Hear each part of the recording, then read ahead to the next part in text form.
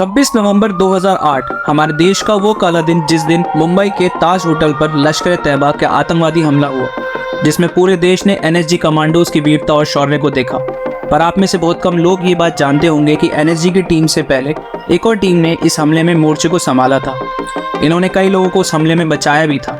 ये थे Marcos commando, जिन्हें क्रोकोडाइल भी कहा जाता है। आज हम आपको बताएंगे कौन है ये मार्कोस, जिनसे समुद्री लुटेरे भी डरते हैं।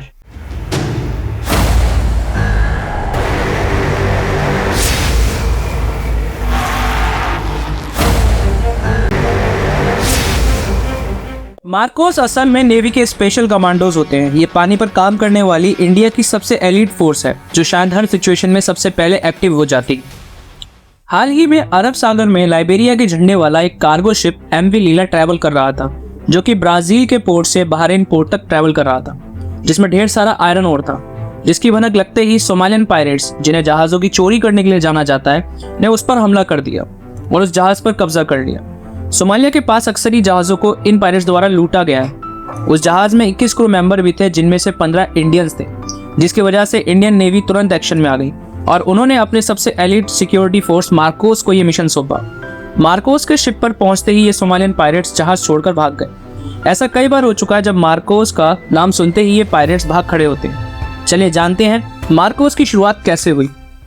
अमेरिकन फोर्स के नेवी सील, जिन्होंने उसामा बिन लादेन को उनके घर में एबटाबाद में जाकर मारा था, के तर्ज पर ही मार्कोस यूनिट बनाई गई थी। इंडियन आर्मी की हर विंग के पास एक ऐसी ही एलिट फोर्स होती है। Indian army para special force, air force में गरुड़ कमांडोज और नेवी में मार्कोस, जिनकी फुल फॉर्म है मैरीन कमांडोज फोर्स। मार्कोस की नींव तो 1955 में ही रखी जा चुकी थी। ब्रिटेन के साथ इंडियन नेवी ने मिलकर कोचीन में एक डाइविंग स्कूल बनाया, जहां नेवी सोल्जर्स को और बेहतर स्किल्स प्रोवाइड किए जा सके, साथ ही और फाइटिंग टैक्टिक्स सिखाई जा सके। साल 1986 में इंडियन नेवी ने एक स्पेशल यूनिट बनाना चाहिए, जो पैरा एसएफ की तरह ही मैरीटाइम में टेररिज्म जैसे इश्यूज को डील कर पाए, जिसके लिए उन्होंने नेवी के 3 ऑफिसर्स को अमेरिकन नेवी सील फोर्स के ऑफिसर्स के साथ ट्रेनिंग के लिए भेजा। उसके बाद ब्रिटिश रॉयल नेवी के स्पेशल बोट सर्विस के साथ भी ट्रेनिंग दी गई।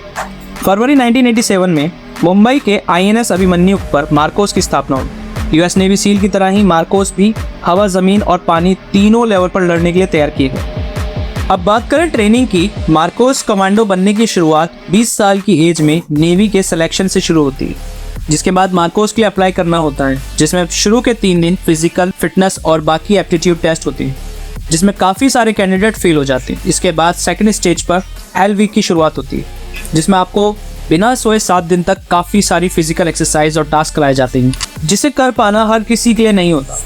बाकी बचे कैंडिडेट्स जो इन दोनों स्टेट्स को क्लियर कर देते हैं, उन्हें ट्रेनिंग के लिए भेजा जाता है, जहां उन्हें कई कोर्सेज करने होते हैं, जैसे parachute jumping, river rafting, evasive driving course जैसे बिना चाबी गाड़ी चलाना, साथ ही हर तरीके के हथियार चलाना। उन्हें हाथ पैर बांध कर पानी में तैरना तक सिखाया जाता है। ये पूरी प्रोसेस में लगभग 2 साल का समय लगता है, जिसके बाद मार्कोस लगभग अपने ऑपरेशन के लिए पूरी तरह तैयार हो जाते हैं। अब आज के टाइम में इंडिया में मार्कोस का रोल इतना ज़्यादा क्यों बढ़ रहा है, जिसका रीज़न है एंटी पायरेसी एक्ट, जिसे इंडियन गवर्नमेंट ने 2022 में पारित किया, जिसमें ओशियंस में 200 नॉटिकल माइल्स तक के एरिया में किसी भी तरह का हमला या कब्जा करने पर इंडियन नेवी का एक्शन लेने की पावर दी गई है। इसी एक्ट की वजह से एमवी लीला के केस में इंडियन नेवी तुरंत एक्टिव हो पाई। साथ ही इजराइल हमास वॉर की वजह से यमन और रेड सी के पास काफ़ी ज़्यादा जहाज़ों पर हमले हो रहे हैं, और ऐसे ही कई इंसिडेंट्स की वजह से हमारे डिफेंस फोर्स को और भी ज़्यादा एडवांस और भी ज़्यादा मॉडर्न होने की ज़रूरत है, जिसके लिए वो और भी ज़्यादा एडवांस वेपन यूज़ भी कर रहे हैं। हमारे चैनल के साथ जुड़े रहने के लिए, अपने सपोर्ट के लिए मोमेंटस मैटर की तरफ से आप सभी को धन्यवाद।